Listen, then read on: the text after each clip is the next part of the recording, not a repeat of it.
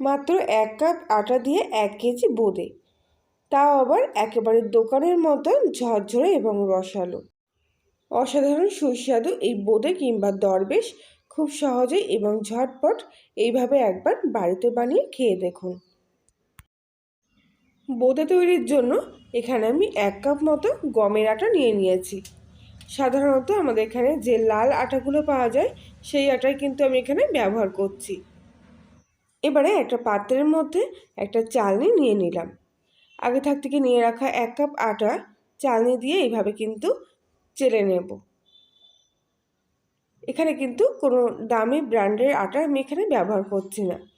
যে লুজ আটাগুলো সাধারণত আমাদের এখানে পাওয়া যায় সেই আটাই নিয়েছি। আপনারা চাইলে এখানে আশীর্বাদ আটাও ব্যবহার করতে পারেন। আটা চালার পর দেখবেন এরকম লাল ভুসিগুলো বেরিয়ে যায়। এই লাল ভুসিগুলো কিন্তু নেব না, লাল ভুসিগুলো বাদ দিয়ে দেব। আর সুন্দর এই সাদা আটাটা কিন্তু এখানে নিয়ে নেব। তাই অবশ্যই করে আটাটা কিন্তু এইভাবে চেলে নিতে হবে। এবারে এই আটাটা অন্য একটা পাত্রের মধ্যে ঢেলে নিচ্ছি।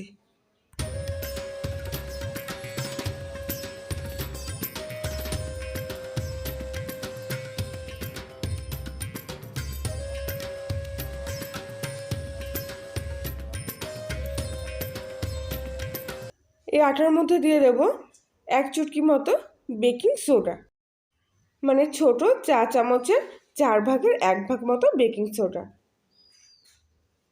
সমস্ত শুকনো উপকরণগুলো খুব ভালোভাবে এর সাথে মিশিয়ে নিচ্ছি। লবণ দেইনি এখানে আমি, আপনারা চাইলে দিতেও পারেন। এবারে যে কাপের 1 কাপ পরিমাণ আটা নিয়েছিলাম সেই কাপেরই হাফ কাপ পরিমাণ মতো জল নিয়েছি। সামান্য সামান্য জল দিয়ে আটাটা কিন্তু এখানে প্রথমে একটু ঘন করে গুলে নেব। যদি একবারে জল দিয়ে গুলতে চান তাহলে কিন্তু দানা দানা ভাব থাকতে পারে, তাই অল্প অল্প করে জল দিয়ে এইভাবে কিন্তু ঘন করে মেখে নিতে হবে। আর খুব ভালোভাবে কিন্তু এভাবে জলের সাথে আটাটা মিশিয়ে নিতে হবে। এখানে আমি হাফ কাপ পরিমাণ জল নিয়েছিলাম, তো সব জলটাই কিন্তু আমার শেষ পর্যন্ত লেগে গেছে। তার মানে 1 কাপ আটায় কিন্তু হাফ কাপ পরিমাণ জল যথেষ্ট। এবারে বেশ কিছুক্ষণ সময় ধরে কিন্তু এই আটাটা আমি ফাটিয়ে নেব।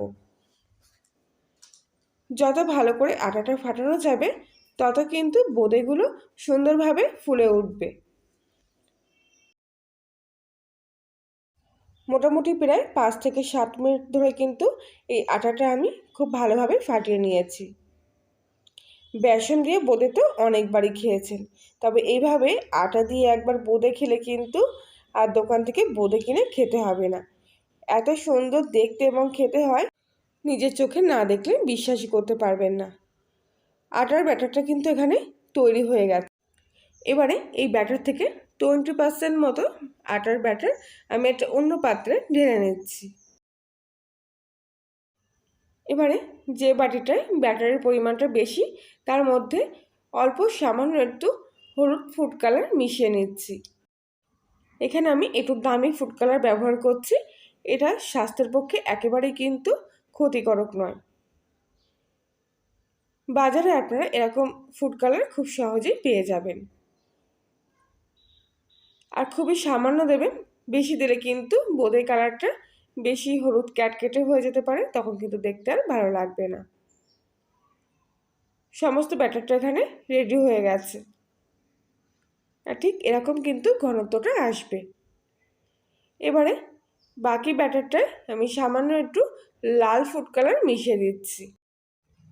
লাল এবং হলুদ এই দুটো কালারে যদি বোঁদে তৈরি করা যায় তাহলে কিন্তু দেখতে খুব আকর্ষণীয় এবং লোভনীয় হয়। তাই এখানে দুটো কালার নিয়ে নিয়েছি। দুখানা ব্যাটারি এখানে তৈরি হয়ে গেছে। এবার বোঁদের জন্য চিনি শিরাটা তৈরি করে নেব। তার জন্য নিয়েছি 1 বাটির একটু কম পরিমাণ মতো চিনি, আর দিয়ে দেব জল। যে পরিমাণ চিনি নিয়েছিলাম সেই পরিমাণ জলই কিন্তু আমি এর মধ্যে দিয়ে দিলাম। চিনির সাথে জলটা খুব ভালোভাবে কিছুক্ষণ ধরে মিশিয়ে ফুটিয়ে নিয়েছি। এক্ষেত্রে চিনি শিরাটা কিন্তু খুব একটা বেশি ঘন কিংবা তার তৈরি করার দরকার নেই। মোটামুটি একটু ভালো করে চিনিটা গলে গেলে তারপর 2-3 মিনিট ফোটার পর যখন দেখবেন আঙুলের মধ্যেখানে এরকম একটু চিটচিটে মতো ভাব চলে আসছে, তখনই জানবেন চিনি শিরাটা কিন্তু এখানে তৈরি হয়ে গেছে। এবারে গ্যাসটা অফ করে দেব। আর ঠান্ডা হয়ে গেলে কিন্তু বসে গেলে শিরাটা আর একটু ঘন হয়ে যাবে। এবারে কিছুটা সাদা তেল একটা কড়ার মধ্যে নিয়ে নিয়েছি। তেলটা প্রথমে ভালো করে গরম করে নিতে হবে। বোঁদে তৈরির জন্য এখানে আমি একটা ছিদ্রযুক্ত ঝাঁঝরি হাতা নিয়ে নিয়েছি। তেলটা ঠিকঠাক গরম হয়েছে কিনা আর ব্যাটারটা ঠিকঠাক হয়েছে কিনা দেখার জন্য আমি সামান্য একটু ব্যাটার তেলের মধ্যে দিয়ে দিলাম। আর দেখুন দেওয়ার সঙ্গে সঙ্গে কিন্তু ভেসে উঠেছে। এবারে গ্যাসের ফ্লেমটা লো টু মিডিয়ামে রেখে হাতার মধ্যে আমি সামান্য একটু আটার ব্যাটার দিয়ে দিলাম। আর দেখুন কত সুন্দর ঝুরঝুর করে কিন্তু তেলের মধ্যে বোঁদেগুলো এক এক করে পড়ে যাচ্ছে। যদি না পড়ে তাহলে সামান্য একটু হালকা হাতে একটু নাড়াচাড়া করবেন, দেখবেন ব্যাটারটা কিন্তু সুন্দরভাবে এইভাবে পড়তে থাকবে।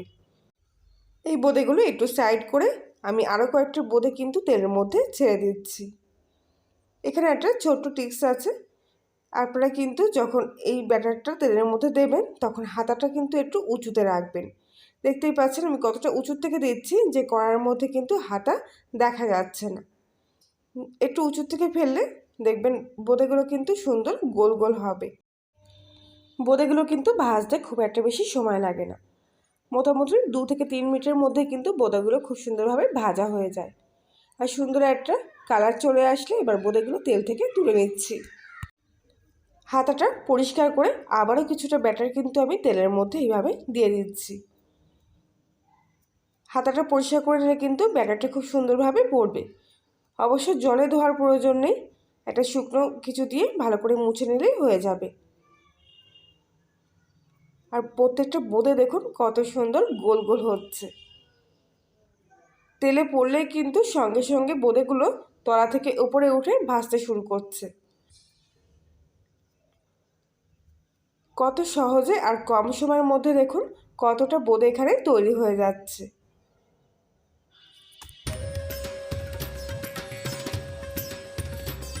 ভেজে রাখা এই বোঁদেগুলো এবার আমি একটা অন্য পাত্রের মধ্যে তুলে রাখছি। আজকের এই বোঁদে রেসিপিটি যদি আপনাদের ভালো লেগে থাকে তাহলে প্লিজ লাইক শেয়ার কমেন্ট করবেন।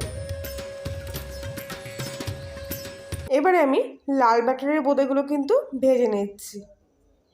ঠিক একইভাবে আগের বোঁদেগুলোর মতো কিন্তু এই বোঁদেগুলো ভেজে নেব। একটু ওপর থেকে ফেললে দেখুন কত সুন্দর কিন্তু বোঁদেগুলো তেলে দেওয়ার সঙ্গে সঙ্গে এইভাবে ফুলে উঠছে। আর প্রত্যেকটা বোঁদেই কিন্তু এরকম গোল গোল হচ্ছে। আর প্রত্যেক দিনের মতো আবারও বলছি, আপনি যদি কলিনের রান্নাঘরে নতুন সদস্য হয়ে থাকেন তাহলে প্লিজ চ্যানেলটি সাবস্ক্রাইব করে পাশে থাকবেন। আর পাশে বেল আইকনটি প্রেস করবেন নতুন কোনো ভিডিওর আপডেট পাওয়ার জন্য। লাল বোঁদেগুলো কিন্তু এখানে ভাজা হয়ে গেছে। সমস্ত লাল বোঁদেগুলো ভেজে নিয়ে আমি আগে থেকে ভেজে রাখা হলুদ বোঁদের মধ্যে দিয়ে দিচ্ছি। আর দেখুন কত সুন্দর দেখতে লাগছে বোঁদেগুলো। এবারে আগে থেকে যে চিনি শিরা তৈরি করে রেখেছিলাম সেই চিনি শিরাটা কিন্তু আবার একটু গরম করে নিচ্ছি। আর একটা তেজপাতার থেকে সামান্য একটু অংশ এইভাবে নিয়ে ছিঁড়ে নিয়ে চিনি শিরার মধ্যে দিয়ে দিচ্ছি। তেজপাতার গন্ধ কিন্তু বোঁদের মধ্যে দারুণ সুন্দর লাগে। এবারে এর মধ্যে ভেজে রাখা আগে থেকে বোঁদেগুলো দিয়ে দিচ্ছি। চিনি শিরার মধ্যে বোঁদেগুলো কিন্তু খুব ভালোভাবে মিশিয়ে নিতে হবে। আর 1 থেকে 2 মিনিট মতো চিনি শিরার মধ্যে এই বোঁদেগুলো একটু ফুটিয়ে নিতে হবে। এর ফলে বোঁদের মধ্যে কিন্তু খুব ভালোভাবে চিনি শিরাটা প্রবেশ করবে। এবার আমি গ্যাসটা পুরোপুরি অফ করে দিচ্ছি। আর এই বোঁদেগুলো ঢাকা দিয়ে রাখছি মোটামুটি 30 মিনিট মতো।